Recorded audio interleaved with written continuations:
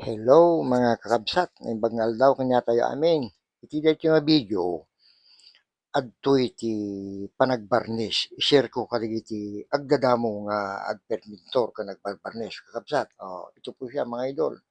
Dito, nagpondo ako ng sanding sealer na may kulay. Ito siya. Ito, nalihan na itong mga idol na preparasyon na nito.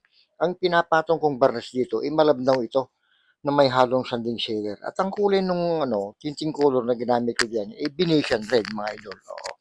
Ayan po siya. Na lagyan na natin ng varnish na may kulay. Ngayon, lilihain na natin yan. Pagkatapos ng liha, at kukulayan na natin. Ngayon, diyan, magtitimpla na tayo ng pangkulay natin. Oo. Ayan, mga idol. Talagang inaayos natin kung paano magliha. Ngayon, dito, ipapakita ko yung mga ginagamit ko. Ang kulay ko rito mga idol, 5 klase. Gagamit ako dyan ng orange. Gagamit ako dyan ng Venetian red. Gagamit ako dyan ng black. Ayan. Gagamit ako dyan ng rosena. At higit sa lahat, gagamit ako dyan ng lemon yellow. Mga tinting color lahat yan mga idol. At ang pinaka-reducer ko dyan, mga idol, ang panbanto ko dyan, paint thinner. Ayan po siya. Ang titimplahin natin pangkulay dyan, mga idol, 2 klase. Dun sa dark, ang gagamitin ko dyan, rosena, Venetian red, black, at orange. Ito yung ipapahid natin sa pinaka-frame ng pinto. At doon naman sa pinaka-katawan ng pinto, pinaka-body niya, orange at saka lemon yellow. Yan po siya mga idol. Pinapahid ko na.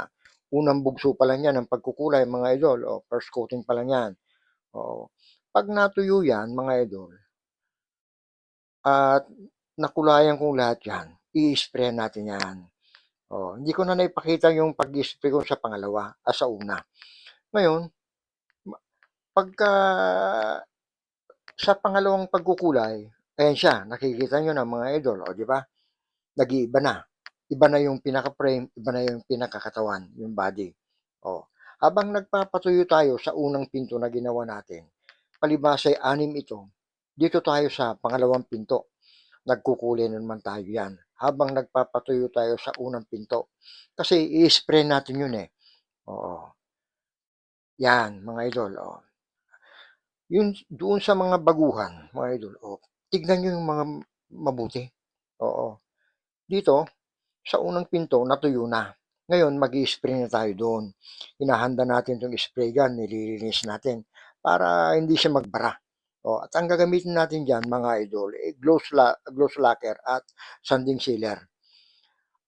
Yung lacquer thinner natin dyan, may halong lacquer flow, konti lang, para malabnaw siya.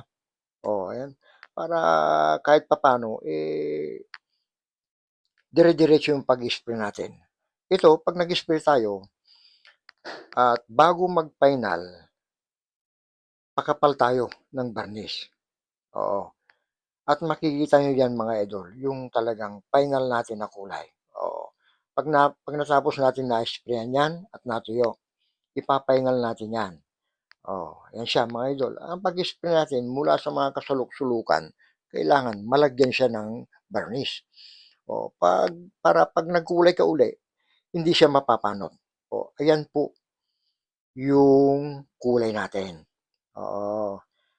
At hindi ko na ipapakita yung pag-spray dyan mga idol. Alam naman natin yun. Ngayon, habang nagpapatuyo tayo at makapal na yung varnish sa pinto, inahanda natin yung pangbuli. Yan po siya.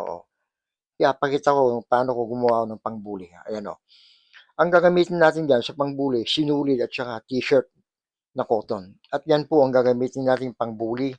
Lacquer flow na may lacquer thinner. Sanding sealer na may lacquer flow. Ayan po siya.